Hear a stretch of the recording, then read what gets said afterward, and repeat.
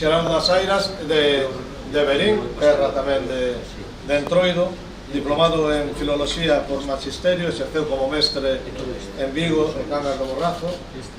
Dende o ano 78 ven colaborando en prensa, revistas especializadas de Galicia, Portugal, España, con artigos referentes a etnografía, historia, arqueoloxía, patrimonio, pedagogía e socioloxía. Ten diferentes libros publicados sobre o Entroido, como o Entroido en terras de Monterrey, no ano 90, os Entroidos ancestrais na provincia de Ourense, do 2002, as caras do Entroido Ourensán, do 2009, ou os Entroidos de Cangas e o Ío, diferentes artigos de prensa e poñencias sobre este tema, ademais de todos os demais temas e eidos etnográficos que comentamos. Para nós é un placer verte aquí, é unha persona de referencia na investigación etnográfica do Entroido. Xerardo vai dar unha conferencia que leva por título As máscaras do Entroido Ourensán.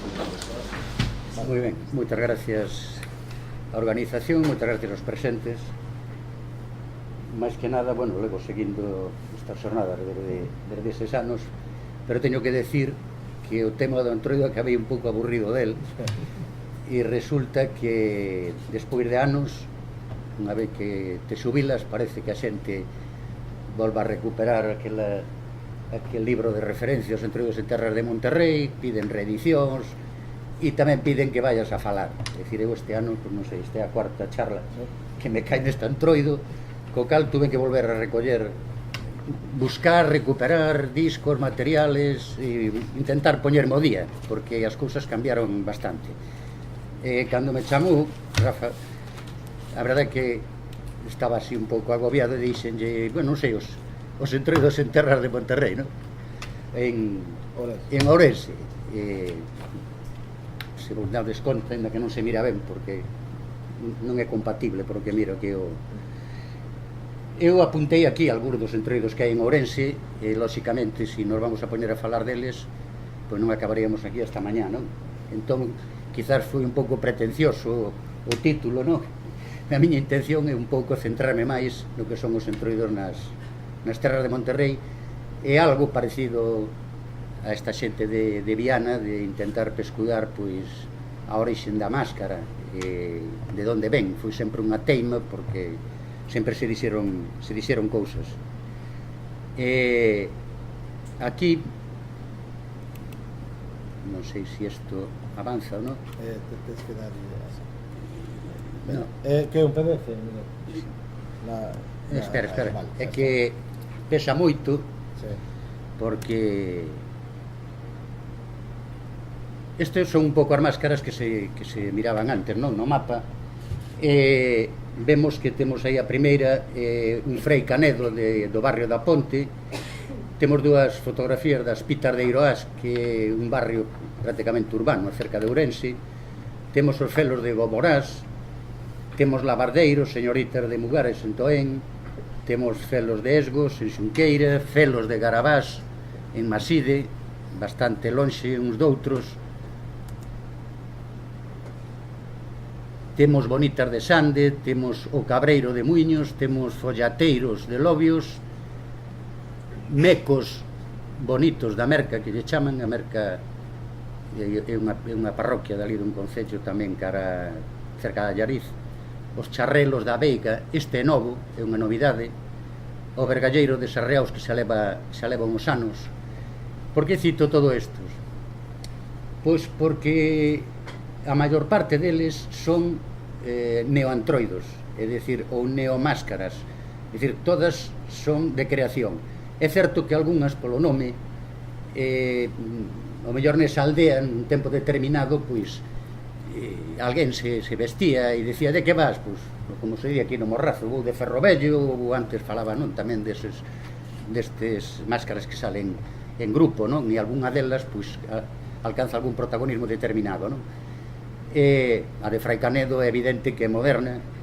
As Pitas de Iroás, non sei se teñen 10 anos como moito, foi algo, bueno, para animar un pouco os entroidos urbanos. E todo isto digo porque en Ourense estivemos en moitísimas reunións. A partir, penso que do 90 e algo, do ano 90 e pico, se empeza a dar un movimento na provincia de Ourense, nos xuntan a todos os que tiñamos algúns traballos, e non directamente a Diputación, nin organismos, senón que unha serie de colectivos que empezan a aparecer, que hai que recopilar e que hai que unir. Detrás estaba a creación do Museo do Antroido Olxinzo, co cal estou falando de política pura e dura. Traballouse moitísimo para que estuvera ali, a pesar de que o reclamaba Lázaro, que o reclamaba Verín, e posiblemente o reclamase en outros sitios. Varias veces en Ourense pois viñan representantes de, digamos, de entroidos de distintos sitios, sempre os máis perxudicados pois os da zona de Viana e de Vilariño, que eran os que viñan de máis lonxe, ou de Buxán, alá de cerca do Barco. E ao final, pois, te das conta que detrás de todo isto, bueno, había unha clara intención de promoción, e a Diputación, pois, meteu aí moito tempo, diñeiro e personas en potenciar isto, que falabades antes, non? Pero desde un tipo de vista turístico. Era, como lle chaman agora, desestacionalizar o turismo. Miraron aí unha maneira de decir, bueno, no inverno, e como non tedes nada, pois, vamos a traer xente aquí. Detrás, moi importante, un punto moi importante, a hostelería. A hostelería local, pequena, pero xogan moito, é dicir, están aí. Poño o caso concreto do Entroido de Verín, que haberá 12 anos, 15 anos como moito, que se ideou o famoso Xoves de Comadres, onde pois, todos os restaurantes están cheos, onde todas, desde a máis pequena pensión está chea, hai xente que vai dormir a Chaves, hai xente que vai dormir a Gudiña a 30 e pico kilómetros, e dun ano para outro pois xa quedan.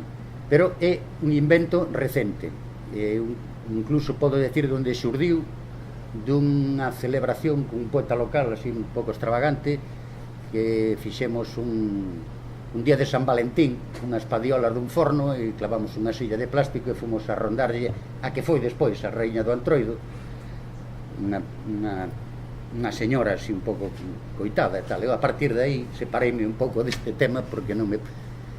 Sí, parecía unha antroidada en principio, pero bueno, en realidad era un poeta que iba recitando poemas de amor e tal. Daquelo xurdiu a idea de celebrar o Xoves de Comadres, e de feito pois, foi un boom. E pois apareceu xente atribuíndose pois, a representación e o son o Antroido vitalicio, cando o Entroido sabemos que nace e morre cada ano, é dicir, tonterías. O sea, entón aí foi o meu momento de ruptura con aquelo, porque eu viví o Entroido no Casco Vello de Verín, que é unha zona de aluvión de moitísima xente da aldea, desde sempre. Eu creo que moitos dos costumes que se celebraban en Verín cando eu era novo, e que vivíamos aquel Entroido, as fariñadas, os tisnes, e incluso os primeiros cigarróns, que non eran moitos, estou falando de 2 ou 3, se vivía ali, se vivía no Casco Vello, e quizás tuvese moito apoio, moita forza esta xente toda que chegou das aldeas. Incluso podo decir que hai xente da zona da Mezquita, hai xente de Viana vivindo en Verín, hai xente de Porto, de Zamora vivindo en Verín tamén. Dicir, eu falei con toda esta xente porque ao facer esta primeira recopilación sobre os antroidos, pois falei con bastante xente, e teño que decir que se daquela nos anos finales dos anos 70, 80 xa non había moito donde sacar, é dicir, xa se perdera a xeneración, o período da guerra coas prohibicións, etc., creou xa mesmo aí un baleiro que xa ninguén acordaba o de antes. Todo eran así referencias vagas, como dixo antes o compañeiro de Viana, co cal a cousa pois se complica. Eu non é por criticar, porque o que estamos vendo este ano, esta eclosión de máscaras, ten un pouco que ver coa eclosión dos entroidos vilegos, o de Xinzo, o de Verín, e todo o mundo quere imitalo, eso por un lado. E por outro lado, non me parece mal que cada aldea que queira representar o seu propio antroido. Que pasa? Pois que a veces se fai sin indagar, como están facendo en Viana, ou sin buscar os porqués, e intentar achegalo e conservar hasta onde se poida a tradición, porque é certo que os tempos evolúen, entón é bastante difícil. esta xente non busca premios, esta xente quizás o que se miran en un espello que ao mellor distorsiona un pouco, non, a súa realidade, porque van detrás pensando que van encher, que vai ir moita xente. Pero estes entroidos actuales, se non contas con infraestructura, quere decir que teña un retorno de diñeiro aos gastos enormes que se fan en carrozas, en comparsas, os mesmos traxes, por exemplo, do Cigarrón, que costan moito, etcétera, etcétera, non ten moito sentido. Como me decían con moito criterio xente, por exemplo, de Laza, non vamos a vivir no pobo, porque se foi perdendo a esencia do entroido. Me explico. O día das formigas, o día dos zarrapazos, sobre todo o luns para mañá, cando eu estiven, se mollaban os farrapos no propio bulleiro que había nas rúas, é dicir, auga que corría por ali, bosta de vaca, e incluso se sacaba a veces esterco dos cortellos para facer o ritual. Pero que pasa? As autoridades, os distintos alcaldes do pobo, ten que cumprir as exixencias dos veciños, arranxan as rúas, colocan farolas, porque a promiscuidade nocturna era moi importante naquela época. Temos a famosa foto de Cristina García Rodero, coa que coincidín o primeiro ano que chegou ali, por casualidade, ás 4 da mañá, me sacou aquela famosa foto do tío mexando, que se publica na revista La Luz en plena movida madrileña, e foi un boom. E claro, aquilo realmente trouxo moita xente, fotógrafos, etnógrafos, antropólogos e tal, a mirar que pasaba en Laza. Que pasaba en Laza, pois é o típico do entroido, é dicir, a parte etílica do entroido, o licor café, que eu mismo promocionei nestas salidas de televisión. A veces non sabes que cousa promocionas, porque me preguntaron sobre o rito e o mito dos entroidos, e entón me dixo, pero todo rito e mito detrás ten unha pócima, ten algo para colocarse, non? E dixenlle, cal crees ti que é? Dixen, o licor café.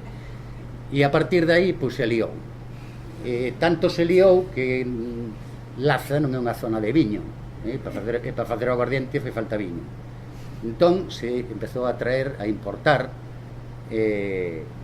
aguardente do peor que había, bastante barato, pois de Portugal podes conseguir o que queiras, garrafóns. Daí que os colocóns en Laza pois eran terribles, porque claro, a xente aquelo estaba riquísimo, pero non sei, metílico non sería, pero bueno, a cousa, había moita xente que entraba en Barrena. E dentro de Laza pois se contan moitas, digamos que ten a súa trastienda para a propia xente que o vive e que o realiza. E isto ten un problema tamén, é dicir, falando das aldeas, da recuperación, temos o problema da despoboación. É dicir, hai moita xente que acude a día de hoxe a reforzar, como chamo eu, o entroido, é dicir, veñen de fora para vestirse, é dicir, para realizar o entroido ese día, porque na aldea os vellos xa non poden e xente nova non queda prácticamente. É dicir, que o futuro dos entroidos das aldeas, aínda que a eclosión por imitación ou por intentar buscar algunha axuda, ou simplemente por ter unha máscara para un cartel, é todo isto, non, que estamos mirando. Unha cousa curiosa que me pasou a min, que discuto moito con Federico, coincidimos por aí en charlas e tal, é que sempre lle pregunto se logrou averiguar a orixe das pantallas de Xinzo, e sempre se me escapa. É dicir, bueno, xa estás ti co tema e tal, e é que obviamente, bueno, indaguei tamén por a miña conta, e é que non atopamos nunha mínima referencia. E logo despois, claro, unha serie de elementos, como por exemplo a careta, que está feita de papel maché, que son técnicas máis ou menos modernas, máis algún apunte. Con isto non quero descalificar o entroido de Xinzo, pero unha vez un señor díxome que esta máscara, basándose nos mitos da Lagoa de Antela, os mosquitos do rei Arturo, as hostias, que eran as hostias do rei Arturo que viñen e tal, que bueno, que crearon un pouco, vedes que ten un pouco así cara de rá tamén, e que foi un zapateiro que ademais era de Allariz. Quedeime con eso, e cando yo comento, pois me cabrea, claro, obviamente.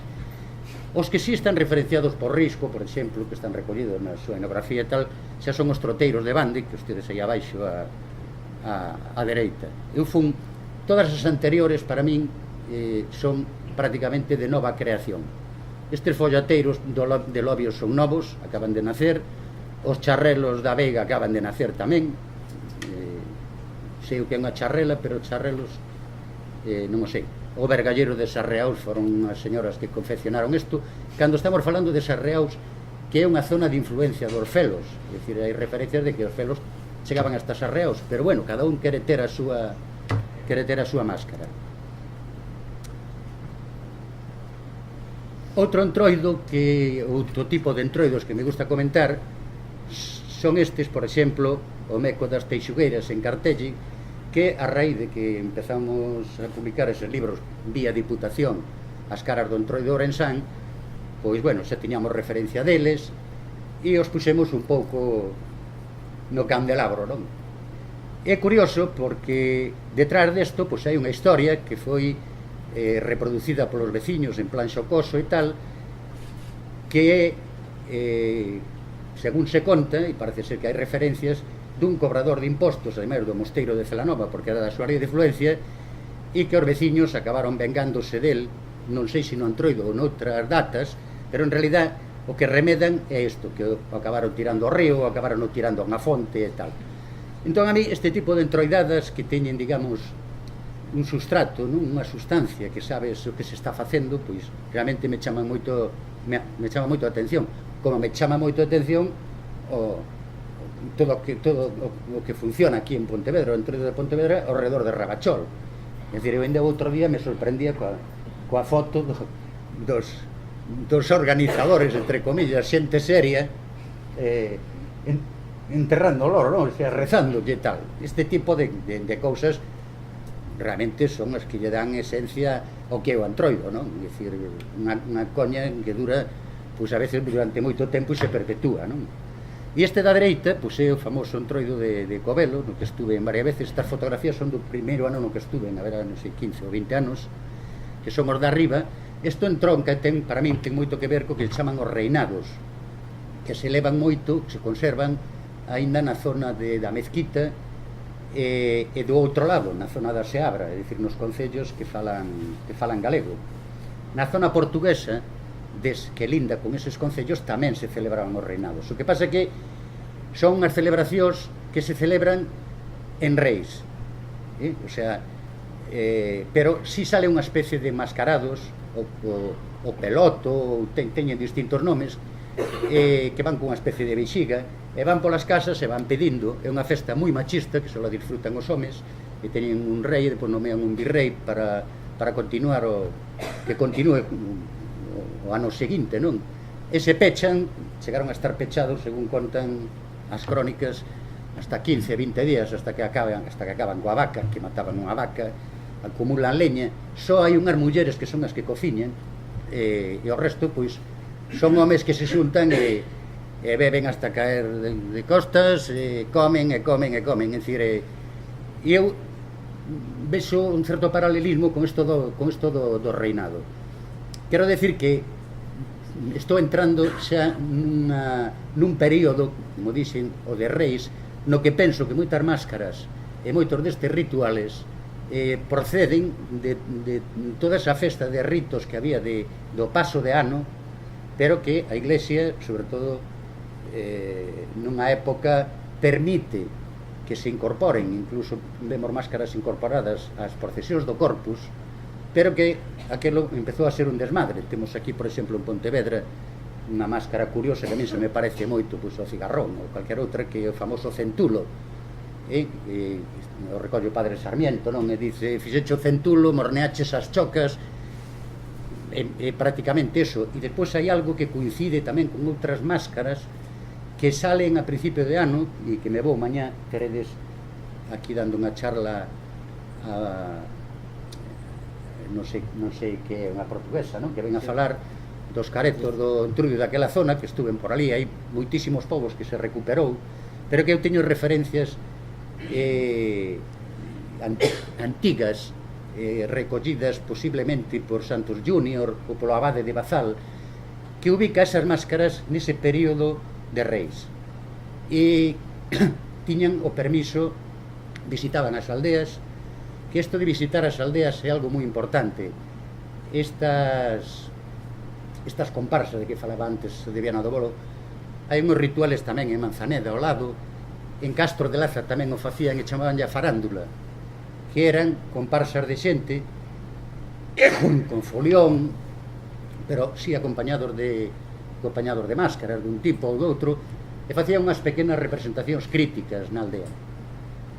En Castro de Laza chamabanlle a propósitos, non sei se os cambiaron, porque estamos falando dunha zona da que falaremos despois, pola que pasaba a única ruta que había, que hoxe Camiño de Santiago, e por tanto eses povos están comunicados e é lógico que se transmitisen a través deles non só as comunicacións entre aldeas, senón as influencias que puderan chegar de fora. Aquí abaixo teño unha festa que o único que sei que se conserva unha certa ritualidade que é a dos fachós en Oimbra, pero tamén se celebra no pobo do lado, en San Cibrao, e a verdad que, bueno, teñen unha competencia terrible. Estamos coa competencia de aldeas. Eu puxen aquí, como xa falou antes o de Viana, simplemente pasar un pouco por enriba, a dereita, que vedes aquí, é unha máscara de Buxán. Eu, o que me fixo máis é un pouco no das vestimentas, pero sabemos que as vestimentas foron evolucionando e que, pois, é un pouco... O que sí é curioso é esta máscara de abaixo, que estuve daquela cando se apareceu, era un señor que estaba nunha silla de rodas e estaba nunha aldeiña lindando con Portugal que se chamaba Veiga do Seixo. Este señor non quiso decir moito, dice que el que facía esa máscara, que tal, que non sei que son os Bellarrois. Participaron no ano non sei se no 81 ou no 82 no Entroido de Berén. Eu teño unhas fotografías que saquei naquel momento e parece ser que, lóxicamente, a comunicación deste concello do Riós, inda que pertenecía á comarca de Monterrey, a verdade que tiña máis relación coa xente de montaña, non? A través do río Mente, e está claro que houbo, pois eso, unha imitación, un trasvase por alguén que foi a vivir, o que comentaba antes, dunha aldea a outra, e nun momento determinado chegou a Antroido e dice, bueno, pois vamos a recrear esta máscara. E aquí abaixo hai unha máscara, bueno, por aquilo de poñela, que salía no entrudio tamén, din entrudio, de Lubián, destes concellos da Seabra que falan galego. Bueno, teñen problemas cada vez máis co tema do galego, e eran unhas máscaras, bueno, que se vestían con a coroza e iban acompañando a un carro, bueno, pues que levaban desde comidas de porco e adornaban este carro e percorrían tamén os lugares. Eu recordo un ano que lle recuperaron o carro afeitado. Entón, bueno, chamei inmediatamente ao alcalde, dixenlle será enfeitado. E entón eles están nun momento en que a lingua ali, pois, a pesar do apoio da Xunta e de que Felipe Lubián é membro da Academia Galega, pero lle costa moitísimo, sobre todo as novas xeracións, e insisto, a despoboación é algo terrible. Eu aquí, o único que fago é, non vou a pararme na descripción das máscaras, simplemente decir, que comentou antes tamén, que a base destas máscaras é blanca, é dicir, as enaguas de muller, e falo dos cigarros e dos peliqueiros, tamén son a base na que despois se van colocando adornos encima. Pero algo que me chama moito a atención, a gravata, aos finais do século XIX ainda se utilizaban os chamados lazos, é dicir, era un pano cortiño que se facía un nudo, pero a gravata propiamente dita é un elemento moderno, co cal non encaixa moito, non, nesta máscara. Posiblemente o seu carácter de, para min, de ir de visita, que creo que é o que realmente facían estas máscaras, eu chamolle máscaras itinerantes, porque é raro que unhas e outras non fosen de visita ás aldeas. E isto é algo que está en todos os entroidos, sobre todo nos de montaña. O que se busca é estar illados, os invernos son longos, por tanto, máis illados, e cando chega, pois, esta época, digamos, de primavera, que empeza a derreter as neves, aínda que antes perduraban.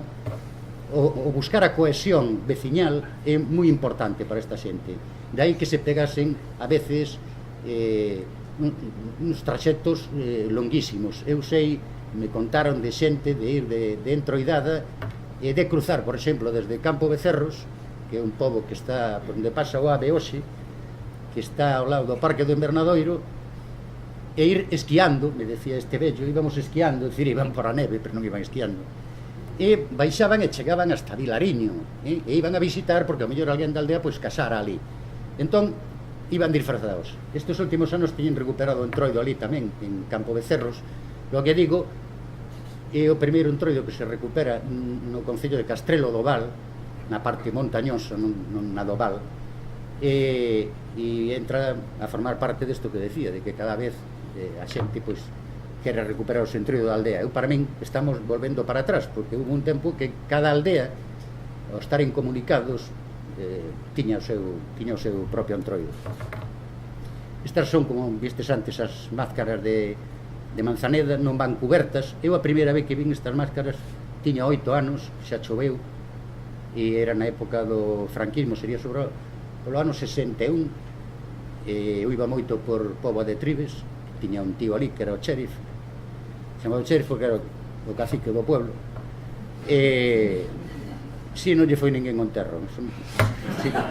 Si non vamos os da familia, dime conta, bueno, xa me di conta un momento quen era, deixou pouco ali, pero sí que me atopei con estas máscaras en Póvoa de Tribes xa nesa época. Obviamente, o levar a cara destapada dáballe pues, unha certa permisividade frente á Garda Civil, porque o que non se permitía era tapar a cara, por aquilo das puñaladas traperas e as venganzas, era o que se decía. Pero estas máscaras, como levaban a cara tapada, lembro velas por Póvoa de Tribes. Isto xa vos falou antes da diferencia que había entre un boteiro de Viana. Eu o que non sei que atopei este nome, xa me explicará el despois, porque lle chaman faroleiro tamén, pero bueno, a mí me dixeron eso. Unha cousa importante nestas máscaras, e penso que pasa tamén coas que vamos a ver despois, estas máscaras que visitaban aldeas e que andaban pola montaña, a veces somos bastante incapaces, non, pero bueno, non temos en conta na época en que saían.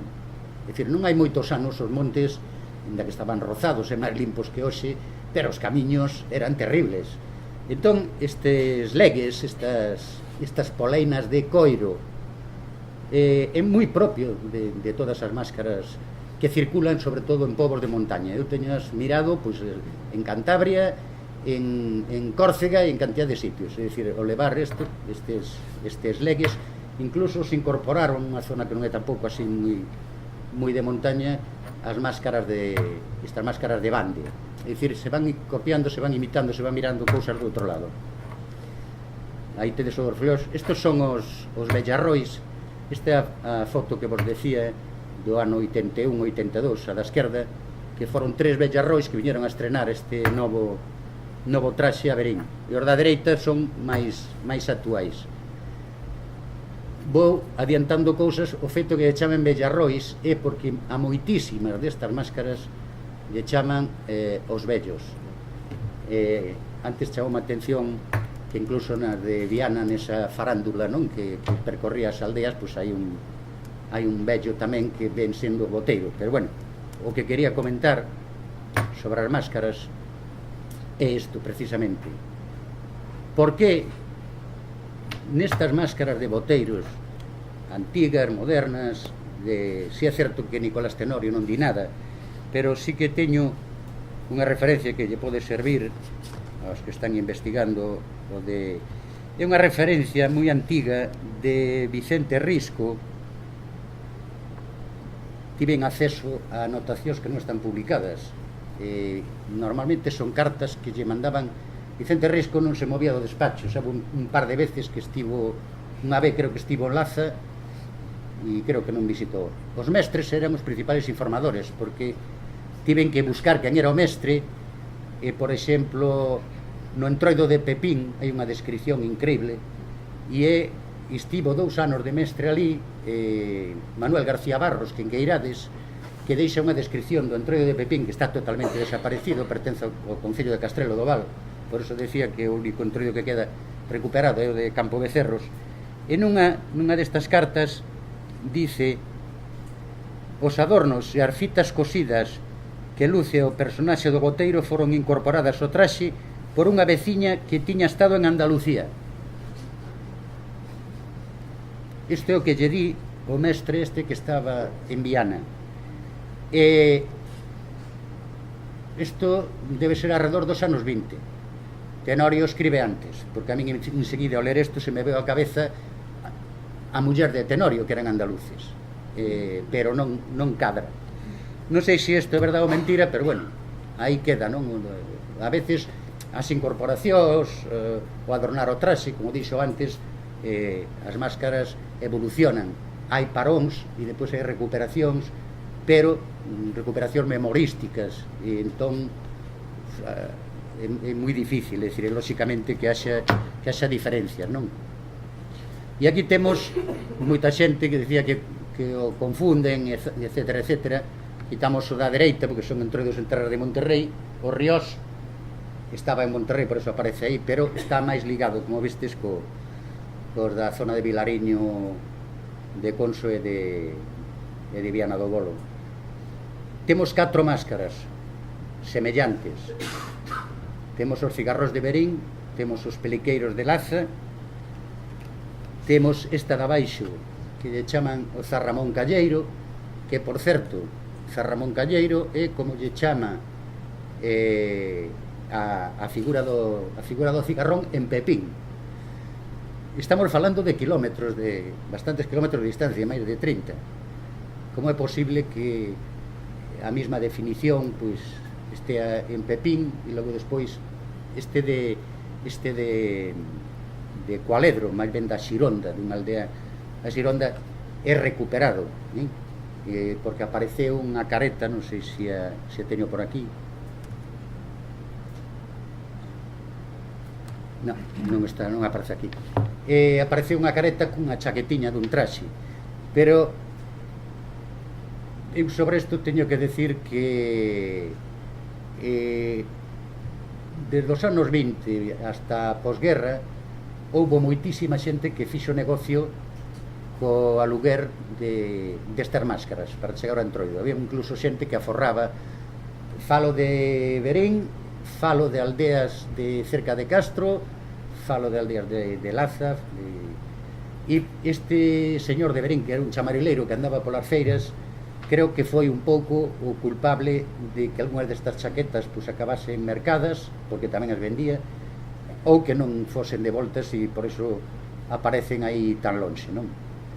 Eu creo que isto que teño aquí, as partes, non, que tengo traxe do cigarrón, vale igual para Laza que para Verín, porque teño que decir que o traxe de cigarrón en Verín sufriu unha evolución. É dicir, hai unhas fotografías dos anos 50 no que, por o que vamos ver agora, podemos identificar esas caretas como que veñen dos povos que pertencen a Laza, pero que están máis lindando, digamos, máis cerca de Verín, o concello de Monterrey, que a distribución é un pouco, ali é un pouco rara.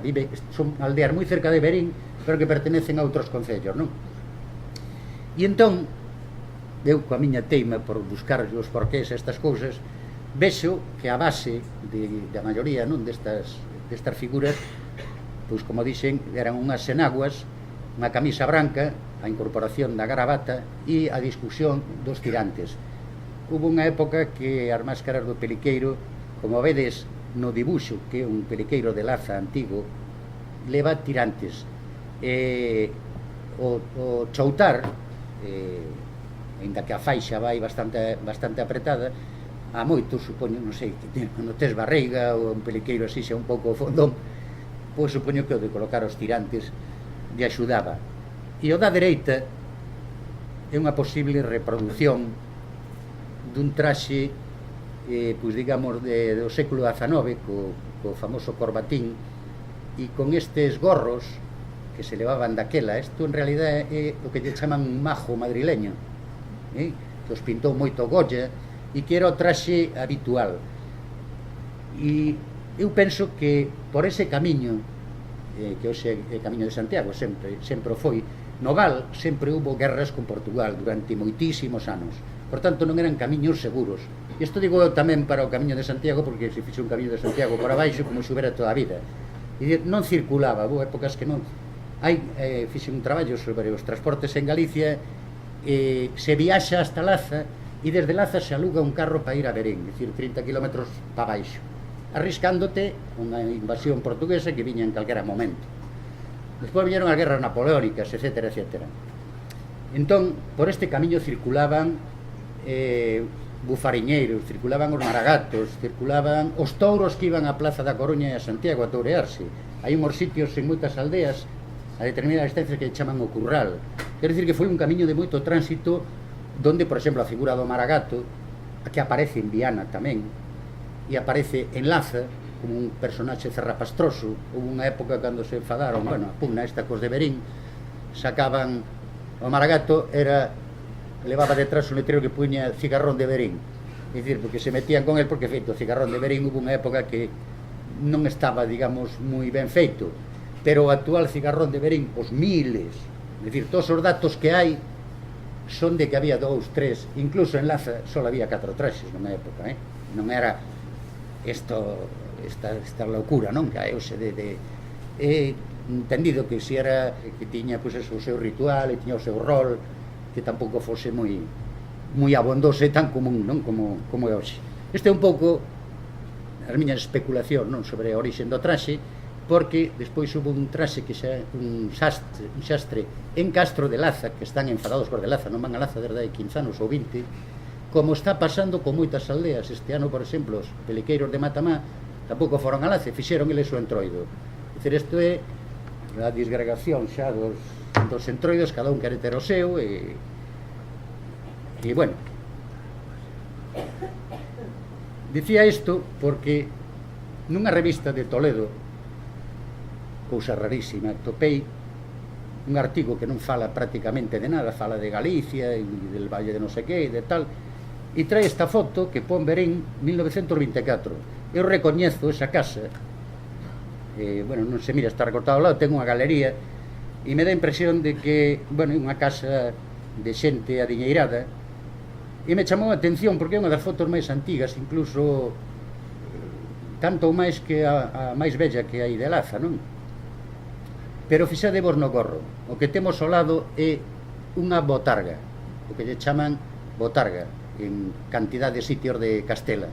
E sobre os papeles e os roles das botargas atopámolos en cantidad de sitios, é dicir, en cantidad de festas, en moitísimas festas outra vez de xaneiro, facendo visitas ás aldeas, facendo pantomimas, visitando os veciños, pedindo e roubando nas casas, que é un pouco o rol en Verín ao Cigarrón. Eu, cando era pequeno, só non estaba permitido darlle o que chamamos unha chapada, é dicir, un golpe polas costas, lógicamente por adiante, non, que che daba, e berrábamoslle Cigarrón la pome tos cartos no bolsón, porque era un pedichón.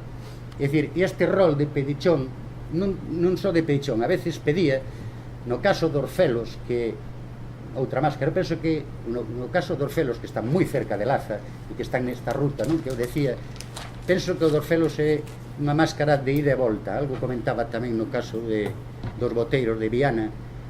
O Felo de hoxe viste como a peliqueiro de Laza, pero eu creo que houve un tempo que non era así.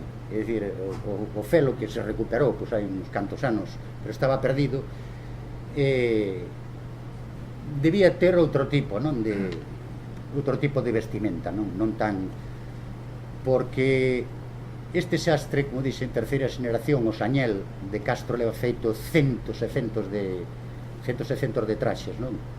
E claro, impuxo aí, digamos, uns criterios, impuxo unha moda, engadiulle os galóns, inventou unha maquiniña para facer os bordados. Eu recordo, cando estuve en ali, me enseñaba a máquina, e dice, mire, xa non hai que facer a man e tal, etc. Aquí abaixo temos o que son os cigarróns de Verín. Estas son fotos antigas Esta de abaixo, como vedes, son cigarróns de Verín, pero vedes que as caretas, o que é a mitra, non ten. Bueno, aquí temos estes traxes, digamos, que cumplen un pouco co estándar do peliqueiro ou do cigarrón, e vedes estas outras, que son as que alguén fixo en Verín intentando remedar, non, o que era a careta do cigarrón. Algúns daqueles me parece que están aquí, outros non están. Este é xa o cigarrón actual, que é exactamente igual que o peliqueiro de Laza. Neste sentido, supoño que todo o mundo manexou os textos tamén dun cura de Laza, Obregón, de familia, hasta hai pouco, amigos tamén, tiveron unha fábrica de gaseosas Obregón, que andan os cascos por aquí, por Pontevedra, por certo, non sei se había unha fábrica destas aquí. Bueno, el ven a comentar que di en Laza chamase cigarrón, pero que a xente, quizás por estes períodos de perda que houbo, de non saíren ou de prohibicións, a xente non sabía como chamarlle, e como levaba a pelica, hai quen di que é pola crin, unha crin de cabalo ou de potro que levan colgada aquí, que casi non se percibe, pero aí nos textos que el nos deixa di que é o que hoxe se chaman a zamarra, é dicir, era un pau cunha pelica, e dai o peliqueiro, e en toda a área de Laza lle chaman peliqueiro, e quedou para diferenciarlo do cigarrón. Pero hai que decir que a palabra cigarrón, digamos, se trazamos unha línea de todo o que é o norte da península, atopámola, eu topei hasta un viño zangarrón en Cuenca, e ao preguntar que era, me dixeron que era dunha máscara antiga que saía por ali. Entón atopamos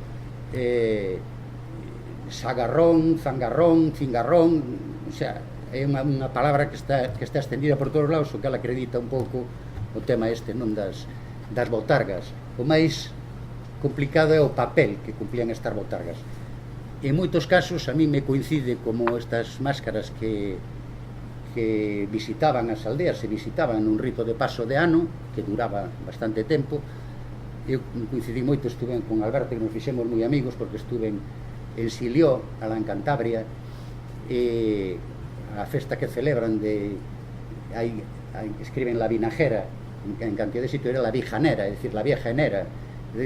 Son ritos de paso de ano, e o que fan as máscaras, as visitas e todo este rollo, a mí me recordaba moito o que se facía antigamente, que facían antes os cigarróns, estes actos petitorios, e incluso en algúns casos pois a xente salía da casa e deixaba a porta aberta porque decía que roubaban, non? O sea, que podían roubar o que quixeran. En realidad non roubaban o que sea, o que entraban eran as lareiras e collían uns chourizos ou collían cousas, porque digamos que se habituallaban para aquelas longas viaxes que facían, non?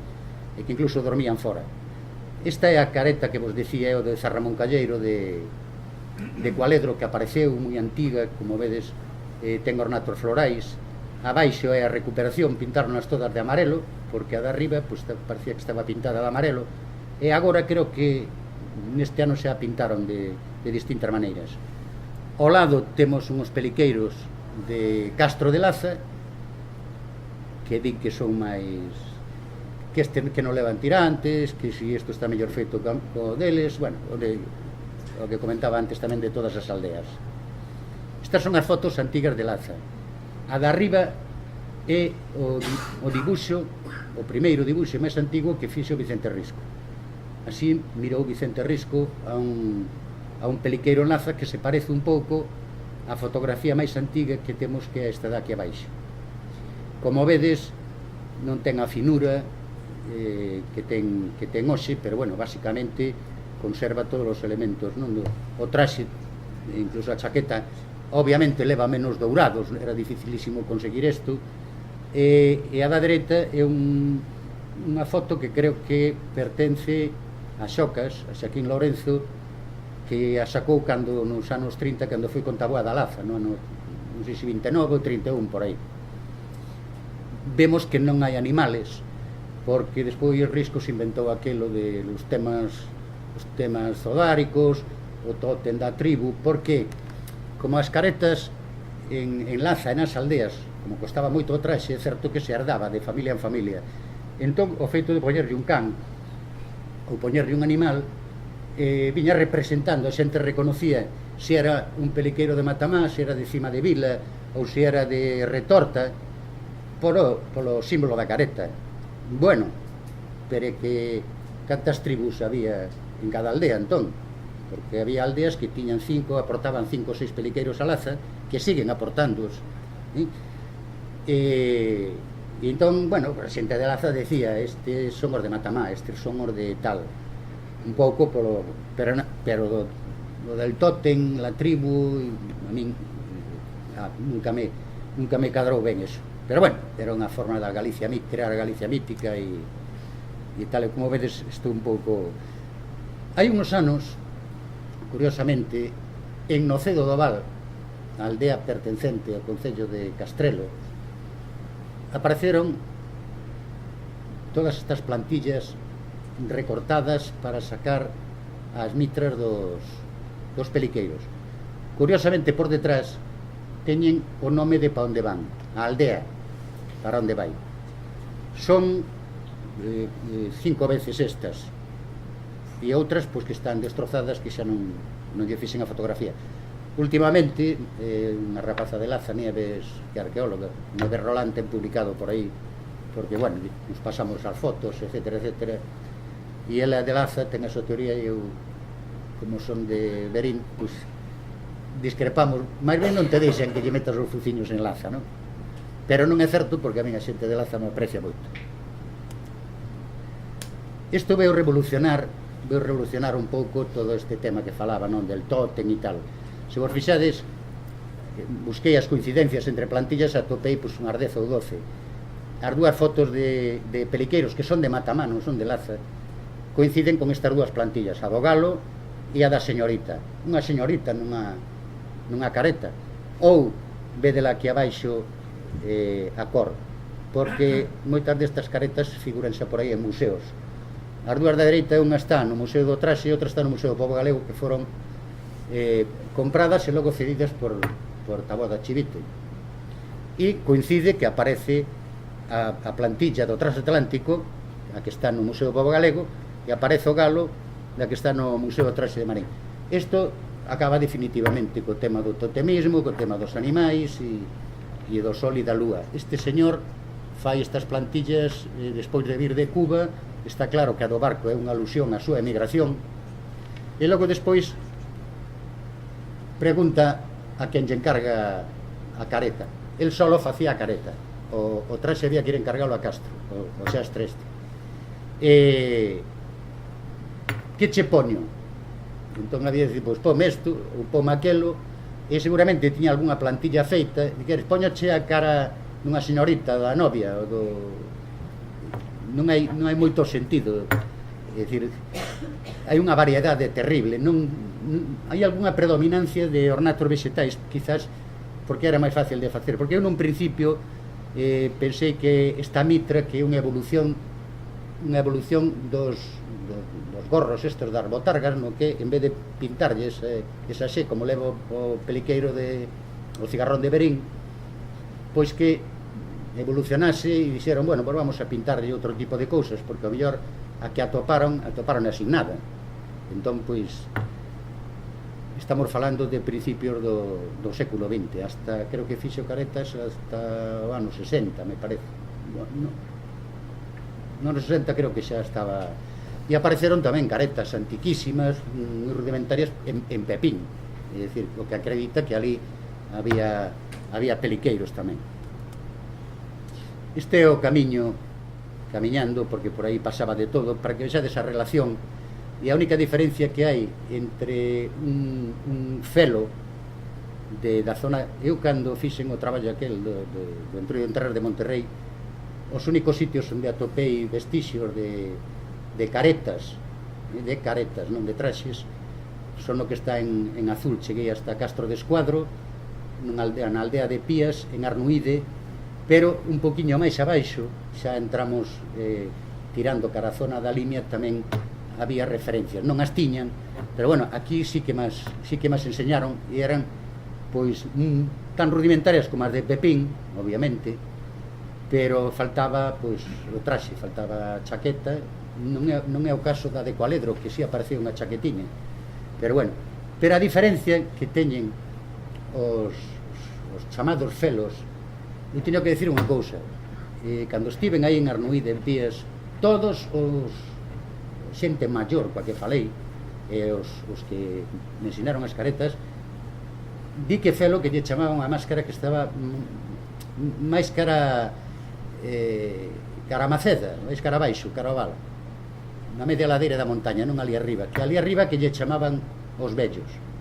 E volvo a toparme outra vez coa palabra vello, o cal me volve a remitir a la viajanera, aos vellos de inverno, os rituais, as visitas da aldea, as licencias de dame un pataco, se non pegoche, e lóxicamente non levan a zamarra, non levan a tralla, levan uns caxatos longos e levan as medias negras con botas. Eu penso que en tempos as medias negras non eran negras, que eran os famosos legues, porque a mellor maneira de andar polos camiños da montaña cheos de toxos, porque hai que pensar como estamos.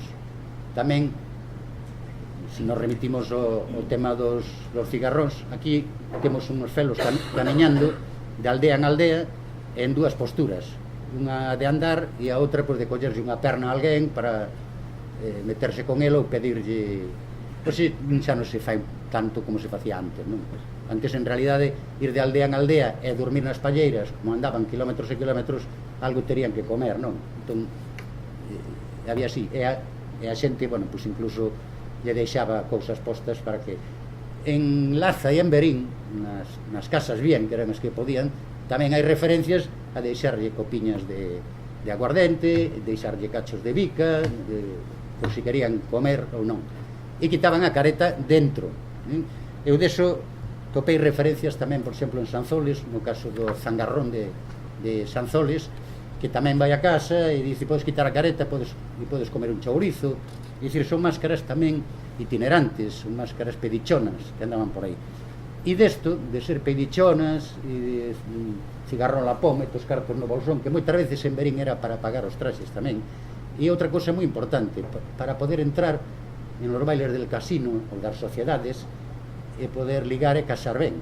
É dicir, eu recordo xente que decía, vou a ver se consigo alugar un traxe de cigarrón e ir ao baile do casino, non? Bueno, e isto xa para rematar, aquí tedes un pouco ampliado o que eran os marafois da Seabra, que saían en Lubián, levaban unha careta de pau e aí utilizan unha coroza, e pois o que si había era moitos nenos que colgaban esquilas de vacas e facían ruido e barullo. Mañá viramos a falar destas máscaras portuguesas, porque eu estuve por aí, estive en Ousillón, en Podence, con artesanos, é dunha riqueza increíble. Pero non sei que vos contarán, ou se está recuperado, está integrado no Antroido. Das máscaras estas, a miña referencia posiblemente ven a través tamén de Vicente Enrique, dice o mascarón que saía no Nadal como esmolante do meniño Xesús, no seu ritual entraba nas casas que moitas veces eran abandonadas polos seus moradores para librarse das impertinencias delas. Roubaba todo o que lle apetecía, chourizos, lacón e tal. E dice, todo isto, despois das máscaras o xuntaban e facían unha festa na que se subastaba. Isto faise no reinado de Covelo, que dicía antes, porque despois cos lacóns, os chourizos e tal, despois fan unha subasta. É dicir, todas estas festas que están ao redor no entorno de Nadal é así. E teño aquí unha aportación miña que digo, como ocorría co centulo das procesións de Pontevedra, do Corpus, vestirse con esta máscara era considerado despreciable e mesmo pecadento. Estes mascaróns, caretos, distintos nomes, non, que lle dan ali, teñen máscara de madeira, teñen unha tradición. Supoño que mañá, pois, vos darán máis datos. Solamente quero decir, con referencia das procesións, e estou creando un totum revolutum aquí, temos unha referencia dun corpus de Verín de 1557, creo que na que se di que na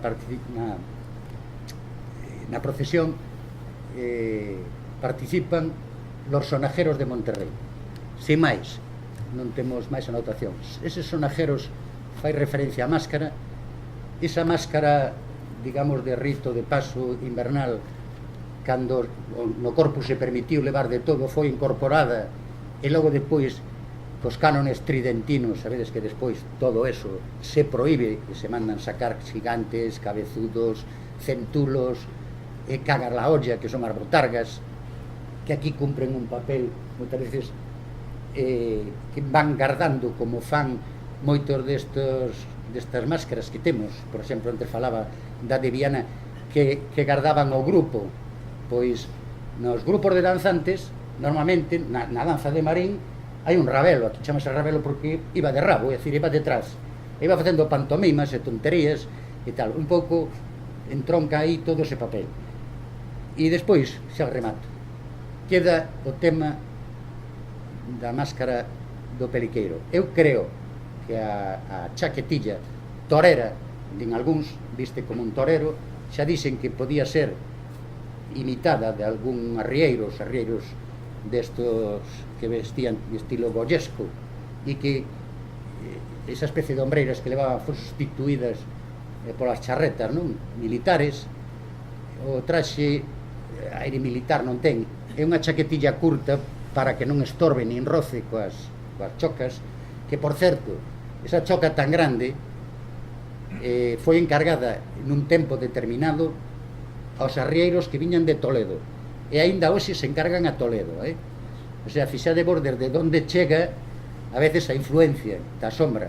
Eu ainda hai pouco un señor que conozo morreu, vivía en Soria, fálase do Entroido. Isto que estou dicindo aquí, posiblemente esta charla non a pudera dar en Verín, e menos en Laza, porque din que desmitificas, que vas a desmitificarlle a festa e tal.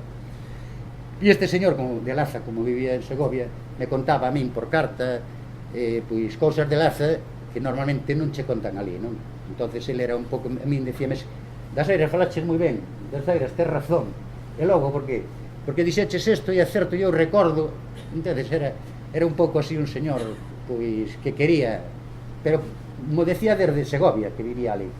Morreu ano pasado, xa non pudo vir ao Entroido, me regalou caretas, me regalaba cantidad de cousas, porque o home estaba pois bastante. Eu creo que igual que outras máscaras, non sei se as puxen aquí, isto é unha recopilación de máscaras. Vedes, temos os buxios que salen aí cerca do Porto, temos unhas máscaras en Italia que vedes que se parecen muitísimo as de Manzaneda. Incluso hai moitas das máscaras, se vos dades conta, dos ranchos que salen por Guláns e por aí, por Paradanta e tal, que levan unhas vestimentas moi parecidas. Estamos falando de Nadal tamén. Temos arriba o famoso zangarrón, de Sanzoles, que se viste e que sae e que fai un percorrido e uns acenos moi semellantes ao dos felos e dos periqueiros. E estos de arriba son un cantón suizo que anduven por ali, e as dúas da dereita son dunha zona máis urbana, están así xa un pouco tal, pero a min as que me sorprenderon foron as do medio. Son máscaras tamén que salen no Nadal, é dicir, na celebración do rito de paso de ano, e fan o mesmo, é dicir, van pola neve, como dirían aquí os de Castro do Escuadro e todos eses, e van visitar os veciños, e van coas súas chocas anunciando, é dicir, atopo uns paralelismos terribles. E estas dúas de abaixo, os buxios, os mourisqueiros, que forman parte desta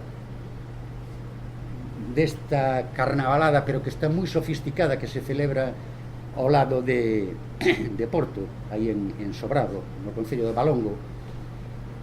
Fixadevos que a unha das máscaras, digo que están sofisticadas porque foi engadido moita cousa. En realidad, esta é unha mascarada conmemorativa moi parecida aos xenerais do Ulla, que en realidad o que conmemoran foron loitas antigas, non se sabe se foron as dos franceses, e quen di que foron as dos carlistas, as carlistadas, ou as de 1846, a sonada revolucionaria galega, que foi naquela zona, non?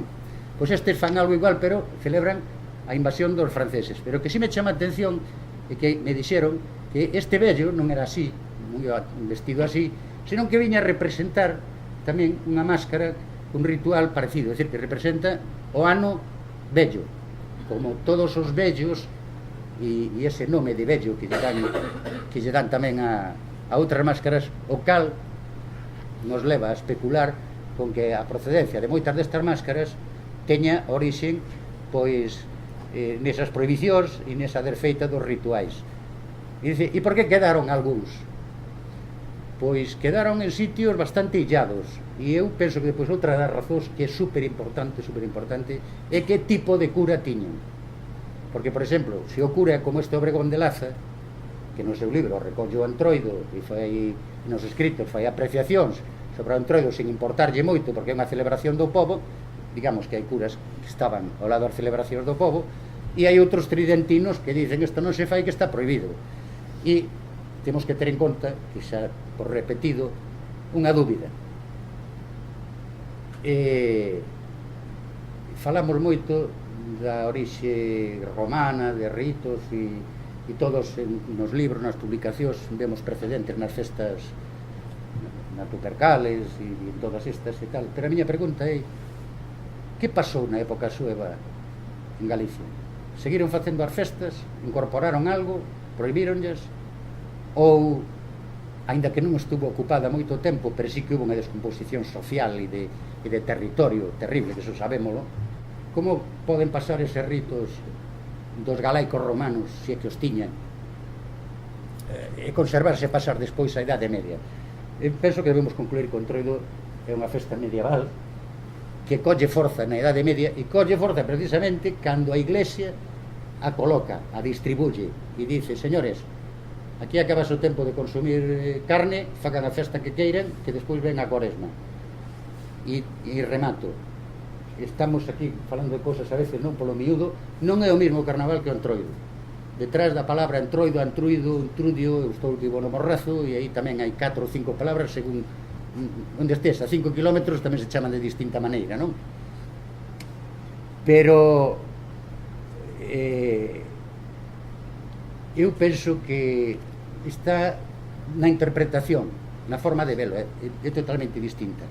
É dicir, na Galicia religiosa, na Galicia digamos moi impermeabilizada, non? Pola religión e axudada polos propios ritos mesturados, non? É a entrada ao sufrimento, é a entrada á Cuaresma. Sin embargo, para o resto, o carnaval celebran cando aínda vale a carne. É dicir, parece que non, pero son dos conceptos totalmente distintos. En Galicia se fai festa non para celebrar a entrada, porque despois veñen todo eso, eses rituais, non? Bueno, queima do Entroido, ou os enterros da sardiña, que nunca os entenderei, porque se o que hai que comer despois é sardiña, porque a queimas. En Málaga, e por aí, a sardiña queimana en Semana Santa, cando termina a Cuaresma.